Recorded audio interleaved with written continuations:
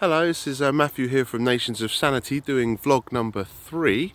And just to recap the first two vlogs I've done, in the first vlog I just done a very brief introduction to Nations of Sanity and our basic idea, which is to create a free society by establishing the non-aggression principle as the law through a peace agreement.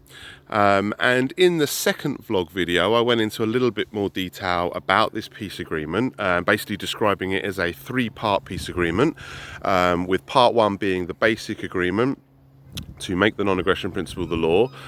Part 2 is what I call the lines in the sand, where we set the limits of tolerance over differing interpretations. And part 3, which I want to talk about more in this vlog, is about agreeing rightful ownership, which is essentially means ratifying rightful ownership through the non-aggression principle. Now, when it comes to ownership and property rights is basically just an extension of self-ownership.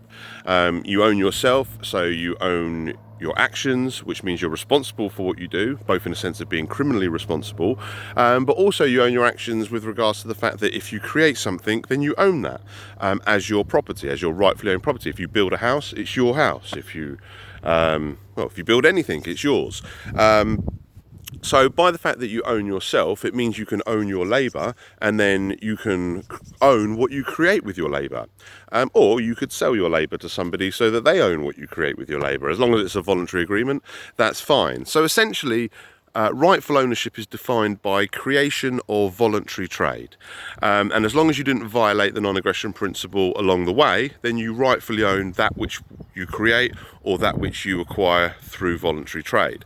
And when I say as long as you don't violate the non-aggression principle along the way, this is because property rights, as I say, is an extension of self-ownership. So it's defined by the non-aggression principle, and that means that the non-aggression principle basically sets the restrictions for your property rights as well. Just like the non-aggression principle says you can do what you want with your own self as long as you don't violate others, the same applies to your property. You can do what you want with your property, including building what and where you want, again, as long as you're not violating others.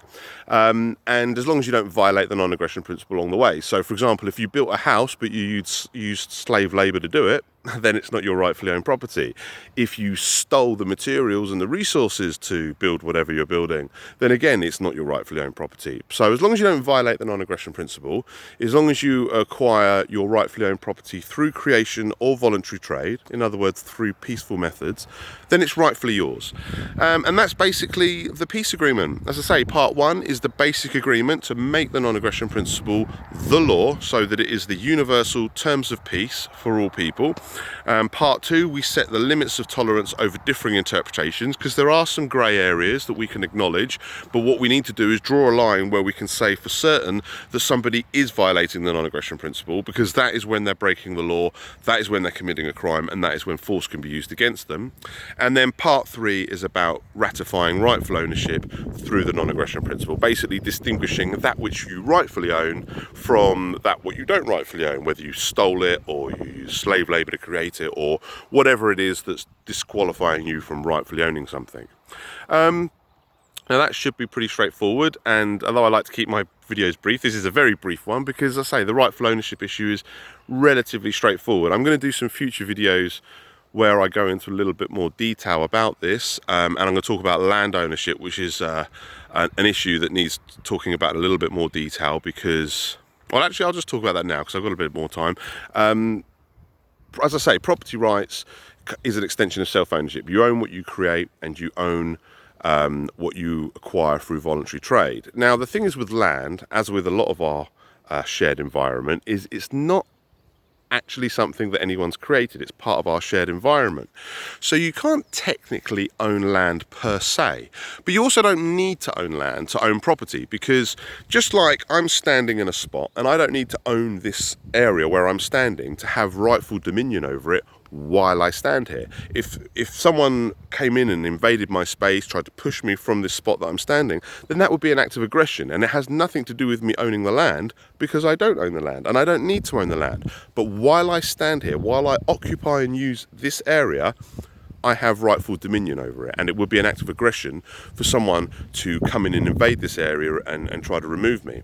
Now, the same would apply to to land where my property is. So if I build a house, I'm occupying that area, that piece of land, and therefore, again, without actually owning the land, I rightfully own the property, which gives me the rightful dominion over it, because I'm occupying that area with my property, just like I am occupying this area where I stand with my rightfully owned body.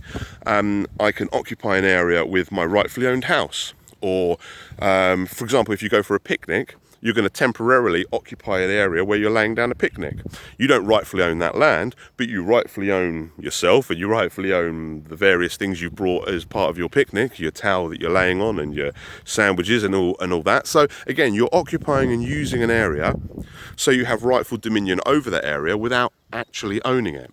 But property is different. You don't need to occupy and use your property, you own it. You own it because you created it. It is your property rightfully. Just as you own yourself and you create things, you own what you create. So that's an important distinction for people to know. A lot of people seem to think, there seems to be a bit of a divide. There are some people that don't recognise property rights at all, and obviously don't recognise land ownership. But then there are other people that do recognise property rights, but seem to think that land ownership is part of that. And although it might seem a pedantic point in a way, because the dominion that you can get over land through property ownership would serve almost the same as land ownership, but it's not exactly the same as land ownership, because just to point to an area of land that you've not touched, don't have your property on, and are not using in any way, and to claim ownership over that would be completely arbitrary.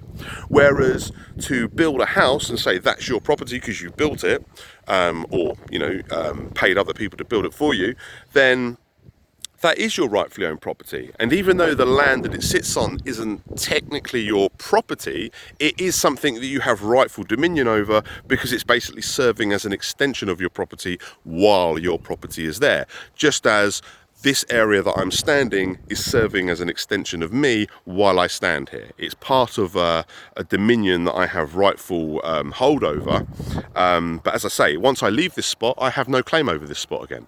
And somebody else could come and stand where I'm standing, and again, they're not claiming ownership over that spot, but they have dominion over it while they're there. Anyway, I hope that is all very clear. I'm going to do another video where I will go into more details about a lot of the implications for this idea, but I hope these first 3 videos have given you an idea of what the Nations of Sanity is, what the peace agreement is about, and a little brief introduction into the concept of self-ownership, the non-aggression principle, and property rights, as I say, which exists as an extension of that self-ownership. And just one more thing before I go, I don't know how well I've explained the non-aggression principle up till now, but as I say, it's built on the concept of self-ownership. You have right over yourself and only over yourself. That means it would be immoral for somebody else to violate your right over yourself. That's why any act of aggression against a peaceful person is a violation of the non-aggression principle.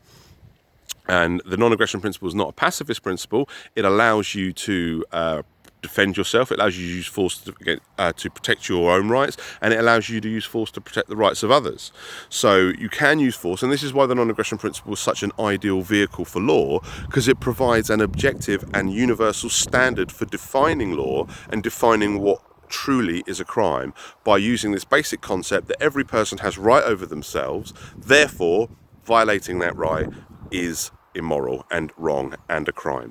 And that's how we can have a universal standard for what crime is, a universal standard for law is, and that is how we have a sane society.